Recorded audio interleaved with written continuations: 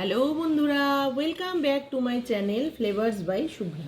আজ তৈরি করব শীষ পালংয়ের চচ্চড়ি। শীষ পালংয়ের চচ্চড়িটা রান্না করার জন্য পালং শাকের শীষটাকে আর পাতাটাকে আলাদা করে একটু কেটে নিয়েছি লম্বা লম্বা করে।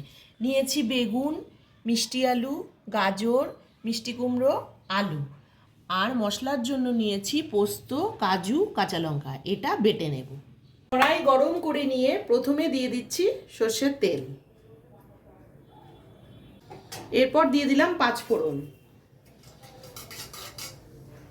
সবার প্রথমে দিয়ে দিচ্ছি পালংয়ের ডাঁটাগুলো। এবারে দেব আলু,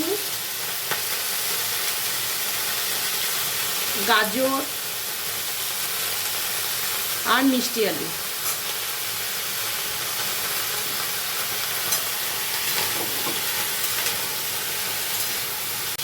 দু তিন মিনিট একটু ভেজে নেওয়ার পর দিয়ে দিচ্ছি মিষ্টি কুমড়ো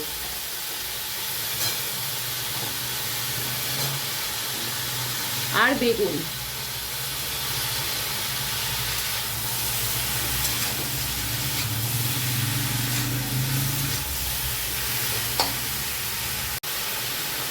এবারে দেব লবণ আর হলুদ গুঁড়ো।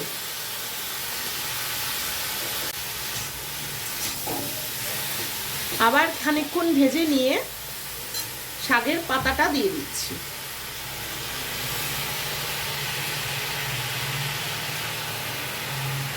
এটা দিয়ে একটু ঢেকে দেব।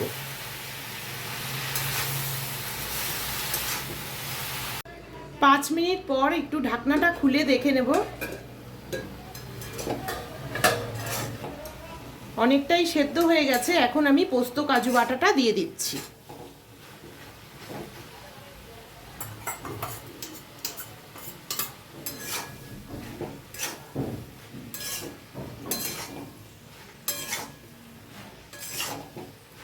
খানিকক্ষণ কষে নিয়ে তারপরে জল দিয়ে দেব।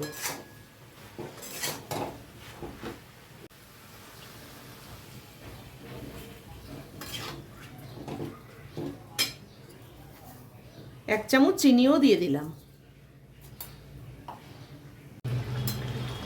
তোমাদের যদি শীষ পালংয়ের এই রেসিপিটি ভালো লেগে থাকে তাহলে ভিডিওটিকে লাইক করো, চ্যানেলটিকে সাবস্ক্রাইব করো, আর যারা ফেসবুক পেজ থেকে দেখছো তারা পেজটিকে ফলো করে দিও। আমার শীষ পালংয়ের চচ্চড়ি রেডি হয়ে গেছে। এবার আমি তুলে নেব।